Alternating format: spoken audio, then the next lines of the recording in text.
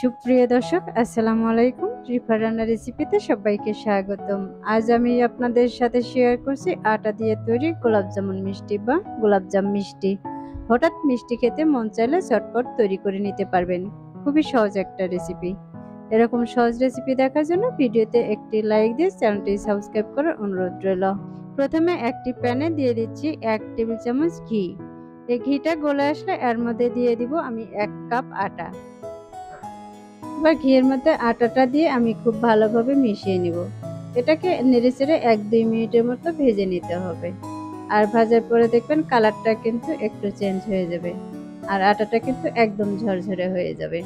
দেখতে পাচ্ছেন আমার এই আটাটা কিন্তু ভেজে নেওয়া হয়ে গেছে। আটাটা ভেজে নিলে দেখা যাবে আটার যে একটা গন্ধ এটা আর থাকবে না। এখন মিষ্টিটার জন্য আমি একটু শিরা তৈরি করে নিব। তার জন্য দিয়ে দিচ্ছি 1 কাপের মতো চিনি আর দিয়ে দিচ্ছি 2 কাপ পানি।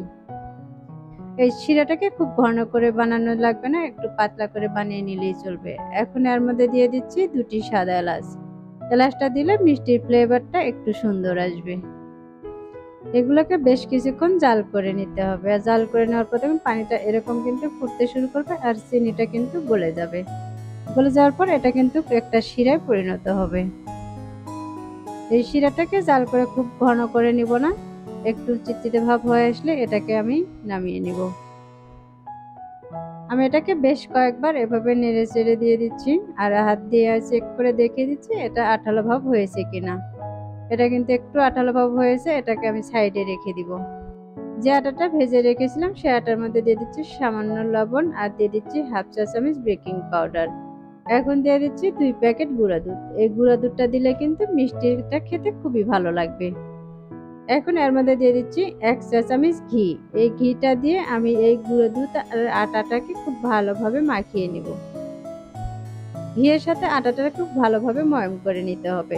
দেখতে পাচ্ছেন এটা কিন্তু খুব সুন্দরভাবে ময়ম করা হয়ে গেছে। এরকম চাপ দিলে কিন্তু মুঠি হয়ে আসবে। যখন এরকম মুঠি হয়ে আসবে তখন বুঝবেন ঘিটা কিন্তু মিশানো হয়ে গেছে। এখন এখানে আমি নিয়েছি গরম দুধ। এই দুধটাকে আমি একটু একটু করে দিয়ে একটা ডো তৈরি করে নিব।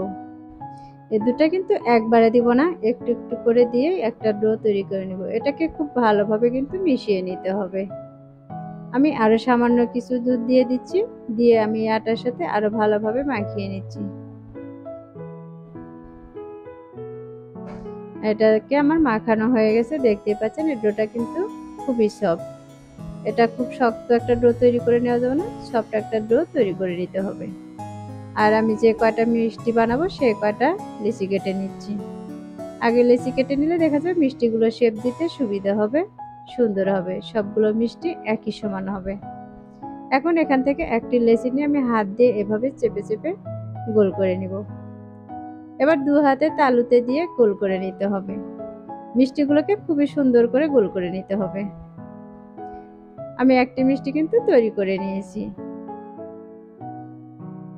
আমি একইভাবে বাকি সবগুলো মিষ্টি কিন্তু তৈরি করে নিয়েছি।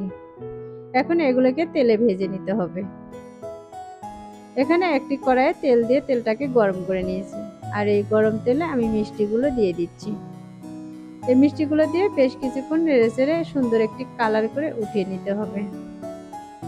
আমি একটি কাঁটা চামচ দিয়ে এগুলোকে নেড়েচেড়ে দিচ্ছি আর দেখতে পাচ্ছেন মিষ্টিগুলো কিন্তু খুব সুন্দর একটি কালার চলে এসেছে। এরকম কালার চলে আসলে আমি উঠিয়ে নিব। এবার এগুলোকে তেল ঝরিয়ে উঠিয়ে নিচ্ছি। এখন যে শিরাটা বানিয়ে রেখেছিলাম সেই শিরার মধ্যে দিয়ে দিচ্ছি আর এটাকে শিরার মধ্যে দেওয়ার পর আমি আরো 1 মিনিটের মতো পানিটাকে জাল করে নিব। দেখতে পাচ্ছেন আমি পানিটা কিন্তু আবারও ফুটিয়ে নিয়েছি। এখন আমি বাকিগুলো দিয়ে দিচ্ছি। বাকিগুলো দিয়ে আমি আরো 2 মিনিটের মতো এগুলোকে জাল করে নিব। এগুলো দেখতে পাচ্ছেন পানিটা কিন্তু ফুটতে শুরু করেছে, এই পর্যায়ে শিরাটা কিন্তু আরো ঘন হয়ে এসেছে। এগুলোকে চুলা অফ করে ঠান্ডা হওয়ার জন্য রেখে দিয়েছিলাম 3-4 ঘন্টা।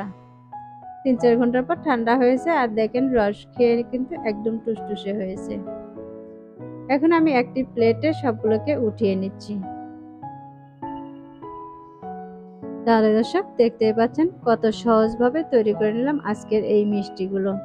শুধুমাত্র আটা থাকলেই কিন্তু এই মিষ্টিটা তৈরি করে নিতে পারবেন। খুবই সহজ একটা রেসিপি, যখন মিষ্টি খেতে মন চাবে তখন ঝটপট তৈরি করে নেওয়া যাবে। আশা করছি আমার আজকের রেসিপি আপনাদের কাছে খুবই ভালো লেগেছে আর সহজও লেগেছে। রেসিপিগুলো ভালো লাগলে ভিডিওতে একটি লাইক দিয়ে বেশি বেশি শেয়ার করার অনুরোধ রইল।